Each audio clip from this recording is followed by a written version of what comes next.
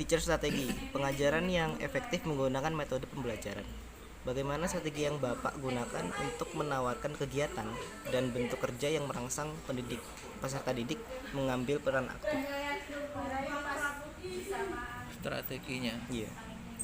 strateginya ya yang mereka itu kira-kira di situ berperan. Jadi kita kasih kesempatan mereka untuk misalkan kalau mengungkapkan pendapat, ya mereka kita kasih kesempatan. Jadi ya itu tadi merubah yang awalnya teacher centered jadi student centered gitu aja, simpelnya seperti itu. Kalau prakteknya di lapangan ya macam-macam. Misal kalau materi asking and giving opinion, Iya. pernah ya Iya, pernah pelajari kan. Jadi kan kalau seperti itu, misal itu saya model estafet gitu. Nah, estafet. Jadi kita tetap patokannya contextual teaching. Contextual artinya kan berarti konteksnya berada di dekat kita. Jadi misalkan kita ambil contoh di kelas ini ada apa aja, itu kamu observasi dulu. Nah, nanti itu yang kamu tanyakan ke temanmu. Saya buat misalkan estafet ngerti ya? Iya, estafet. Jadi saya kasih contoh, misalkan ke sini dulu. Do you think about my watch, Mr. Gitu. Nah, dia kan otomatis jawab giving opinion kan. Giving opinion. In my opinion, your watch is bla bla bla. Kan gitu kan. Setelah ini selesai, sebagai contoh, ini suruh nanya lagi. Lanjut lagi, opinion lagi ke dia ganti asking. Iya. Kalau tadi dia giving, sekarang dia asking ke temannya yang nanti dikasih giving opinion. Nah, temannya terusnya seperti itu. Lanjut terus.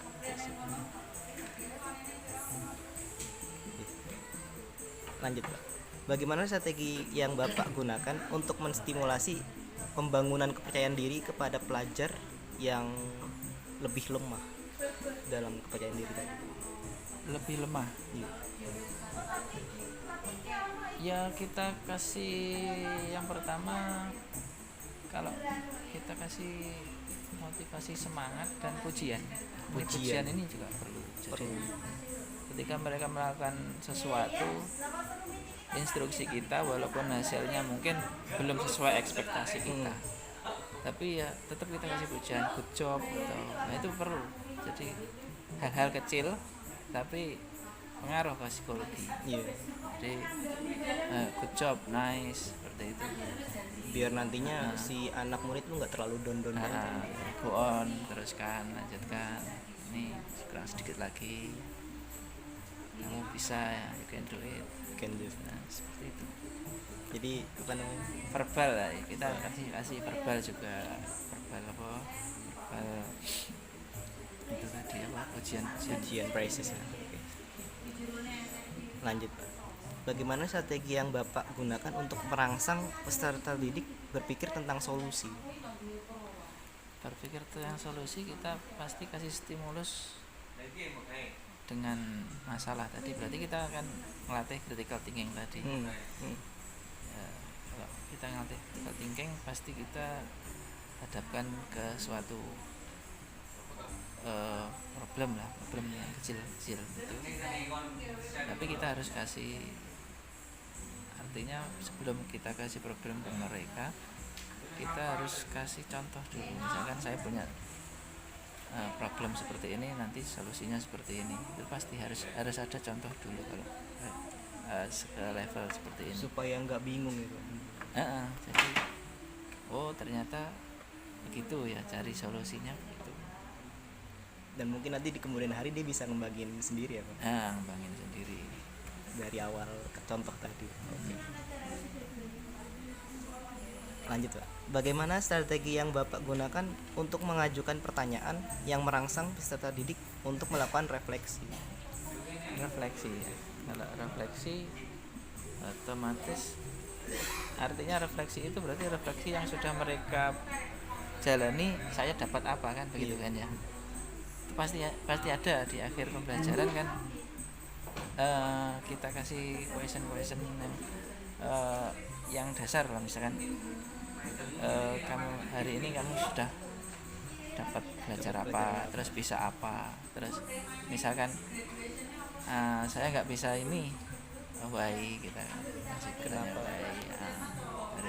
Jadi mulai dari pertanyaan yang dasar yang apa, terus siapa dulu, baru kita gradasikan ke pertanyaan yang kritis seperti why itu terakhir.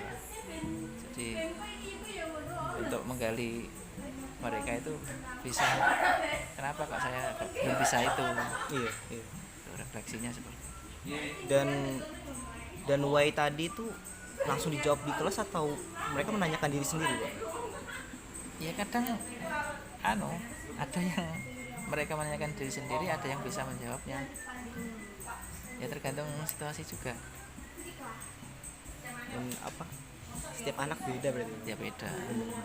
Cuman secara biasanya kita kan kalau sudah waktu makan ya secara klasikal itu terus langsung kenapa tadi kita bantu simpulkan. Iya. Ternyata kamu tadi begini. Lanjut, Pak. Bagaimana strategi yang Bapak gunakan untuk membiarkan peserta didik berpikir dengan keras? Berpikir dengan keras. Kita kasih kesempatan untuk nanti misalkan kita kasih tas begitu, kita kasih kesempatan mereka itu untuk menunjukkan hasilnya ke kelas.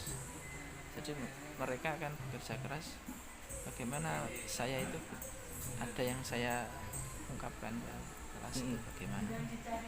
Nah itu kita kasih timing berapa misalkan Untuk berpikir keras tadi. Jadi baru intinya dikasih kesempatan lah.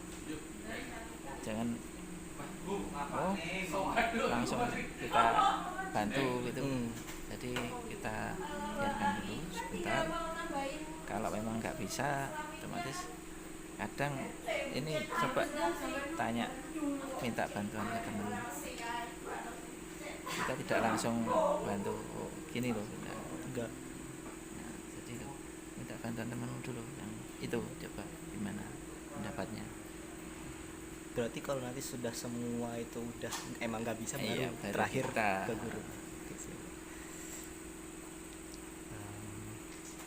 Lanjut. Bagaimana strategi yang Bapak gunakan untuk memberikan instruksi yang interaktif? Instruksi yang interaktif artinya bagaimana? Instruksi kan kita memberikan supaya peserta didik bisa aktif satu sama lain.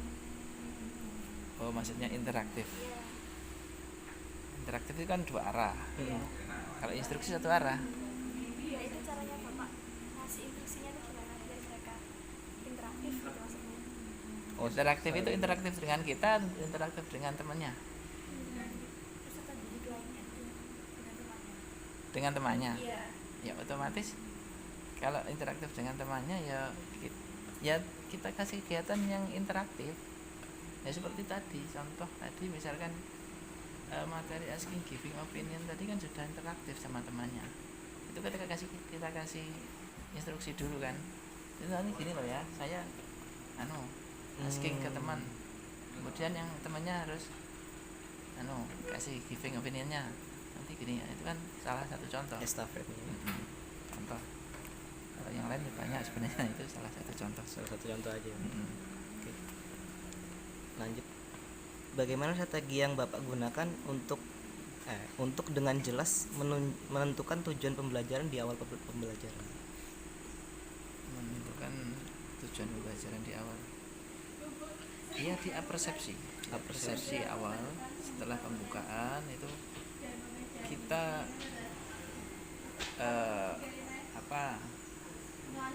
biasanya kita pancing dulu dengan background knowledge mereka dulu. Misalkan kita mau mempelajari greeting misalkan ya, kelas 7 misalkan greeting. Ya kita tanya hal-hal yang kecil dulu, misalkan pernahkah kamu ketemu orang, apa yang kamu katakan dalam bahasa Indonesia? kita kirim seperti itu, baru kita masuk ke materi. Nah, Materinya. kita nanti kita mau belajar ini itu ya harus kita state di awal. Di awal. Kita mau belajar ini. Iya. Nah, kalau tadi kan bahasa Indonesia atau bahasa Jawa ngono kuwi. Dari bahasa Inggris piye? Nah, ini kan kita pelajari. Terus di state di awal itu. Kalau enggak nanti murid mungkin agak apa belajar apa kan? iya Kita state